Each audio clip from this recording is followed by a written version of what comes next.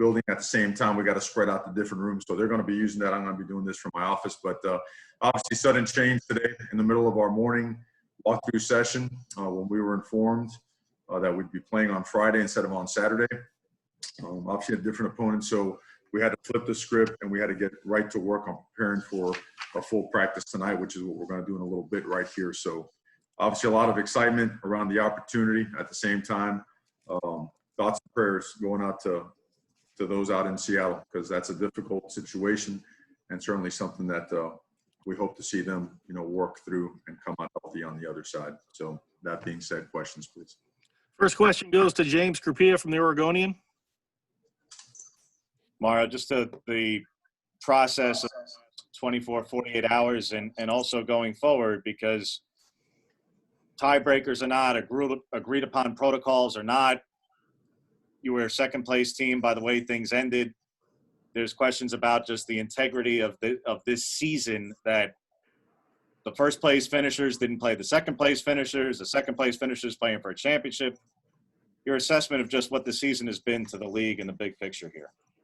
Well, I think the assessment of everyone involved is that you want to settle everything on the field. So, we were set to host the North Division Crown on Saturday on our field. And, our opponent had to cancel. So we never got that opportunity either. And then all of a sudden, we get sudden change today. We got a different type of opportunity. So I don't know if you could use the word integrity as it relates to all this stuff. I think everyone's trying to figure it out. All you would wish for is that everyone gets a chance to do it on the field. And it's difficult because you don't know how it's going to affect you from week to week. You don't know how it's affected different teams from the beginning of the year up until now. I mean, we played games this year in the low 50s in terms of scholarship players available. But that's what we're going to do because it provides the best shot at integrity. So I think everybody's working at it. I think they have found the best solution they could come up with. And we're going to be prepared to play. Matt Preem, 247 Sports. Mario, what goes with just the planning of the uncertainty? Like you go into Saturday hoping you're going to play and then you're not, and then you're thinking you're playing Colorado on Sunday, and now you're playing you're playing USC today. Like, how much does this kind of flip the script, if you will, of just your day-to-day operation?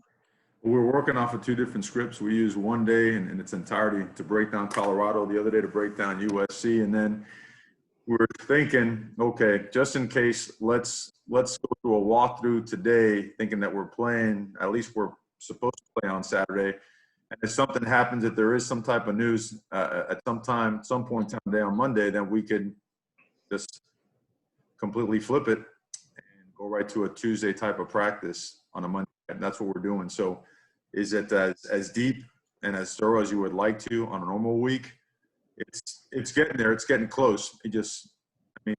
You've got to invest every second that you have. And it's going to be, the all-nighters that you got to pull off. And you should be excited about that. The players, they went home, they got some meat, they got some rest, gave us time to really prepare that second practice, because that in itself, that's a monumental task, So I felt like some great flashbacks of drawing cards like a GA back in the day in '97. I thought that was awesome. Tyson Alger, The Athletic. Mario, have you or your agent been contacted by anyone at Auburn or a coaching firm regarding their open position? There's a lot of rumors flying, and just asking you.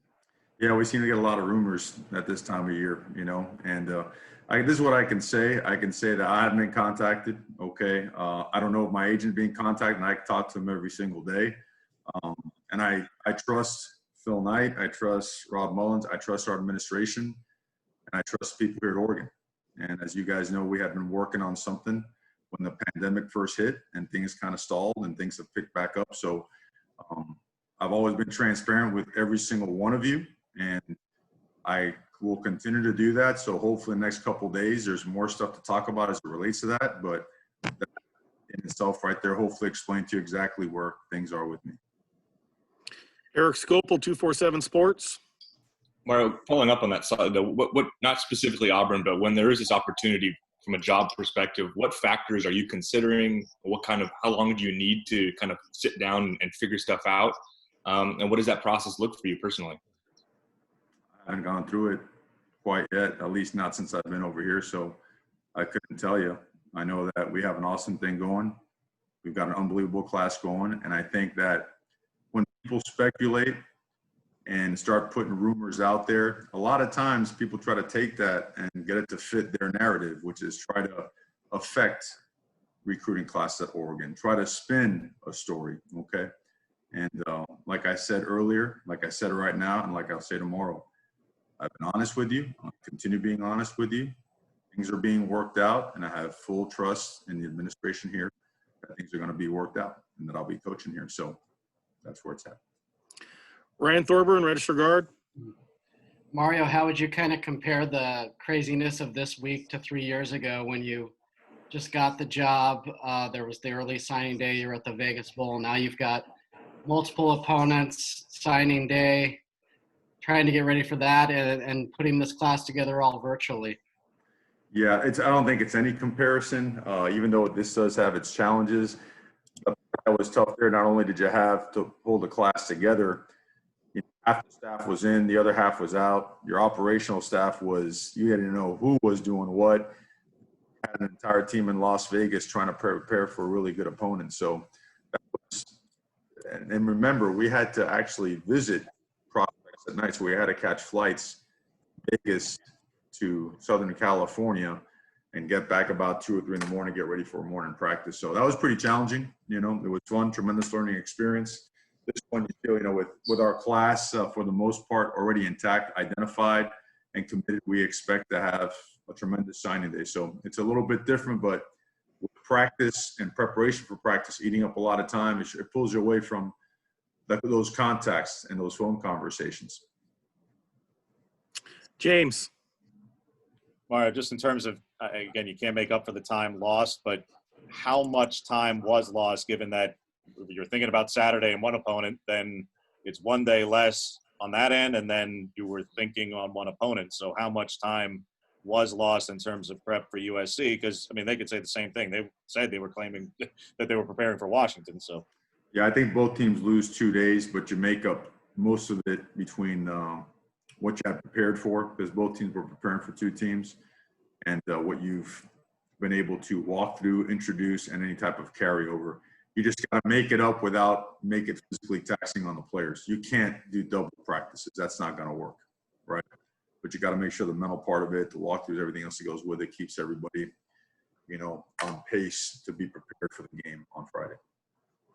Kevin Wade, 247 Sports. Hey, Coach, just wanted updates on guys like David Davis, Dante Manning, Brian Addison, Devin Williams, just the other Noah Sewell and Drew Mathis, the other unavailable guys from the Cal game. Sure. Devin is good to go. No, I'll go one by one on these if I have them in the right order here. Noah Sewell is good to go. Cam McCormick, we're still evaluating. We thought he was ready.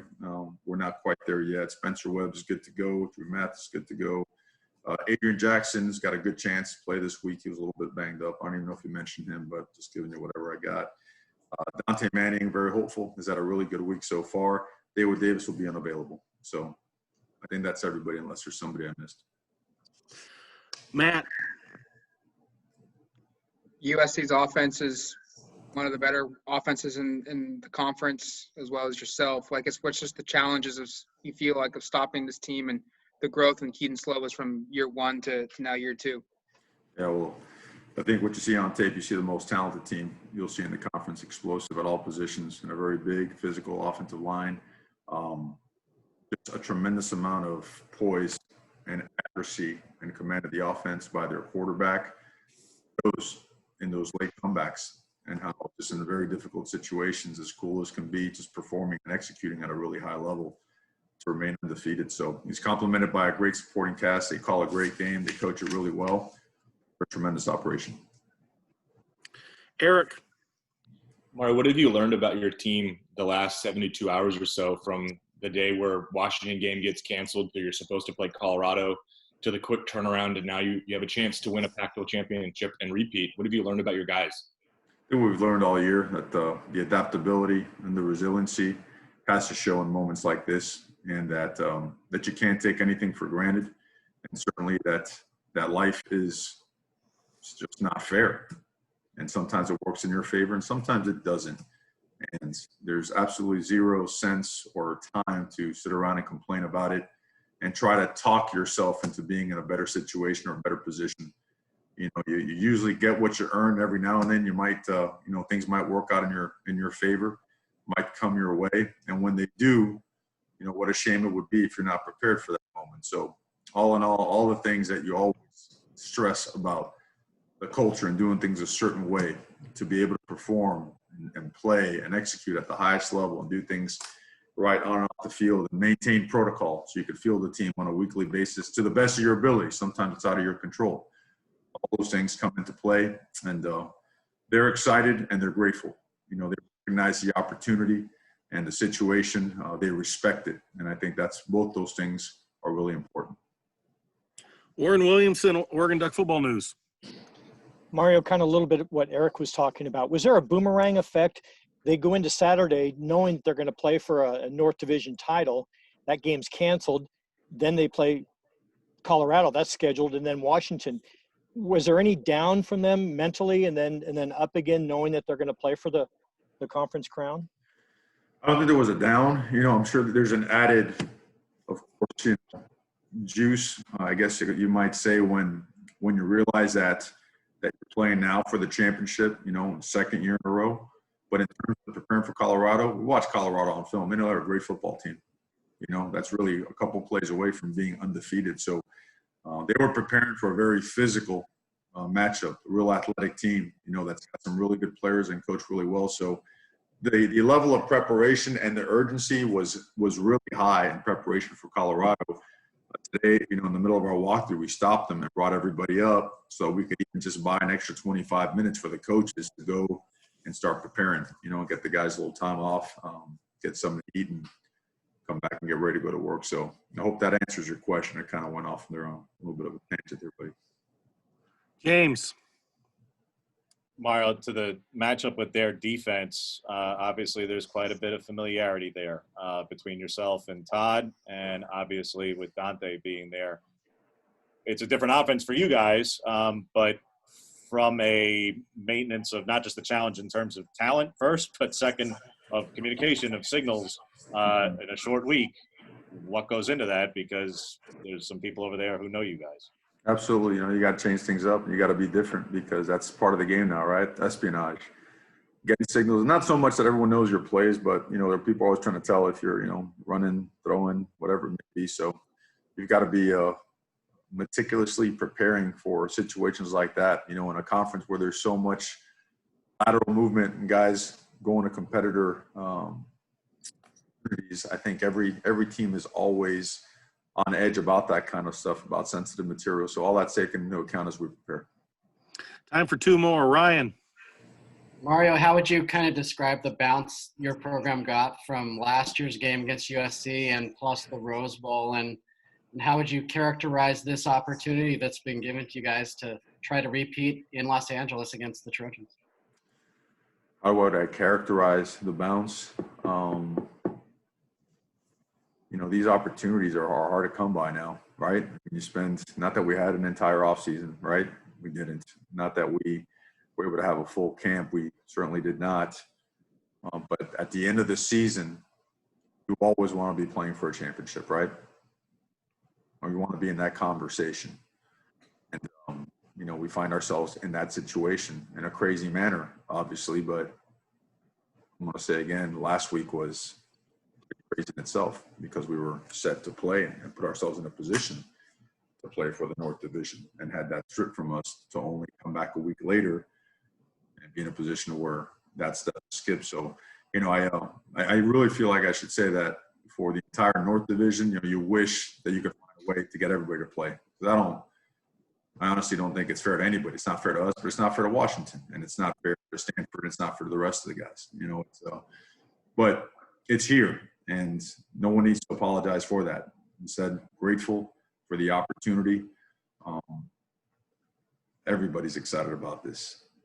Whether it was a pandemic year or not, you get the opportunity to play for the Pac-12 championship. You're grateful, and you are eagerly anticipating the opportunity to prepare the entire week to make sure you can play at your very best. Last question, Eric. Mario, obviously, the different circumstances now, but let's consider this last week kind of like an extended bye week. From your experience when you're coming off of disappointments and losses, is it easier to come out of it directly and kind of take it head on, or is it beneficial to have a little more time to prepare for that next game?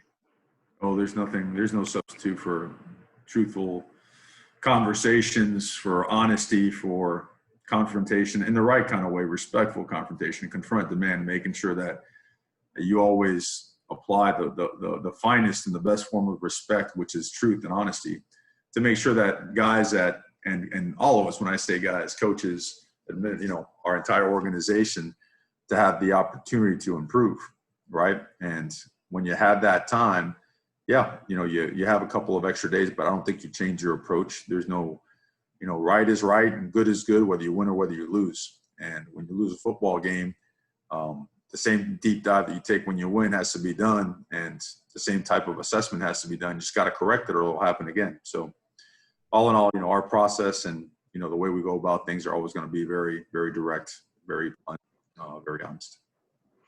Thank you, Coach. Appreciate your time. Okay. Thank you, guys. Have a good night.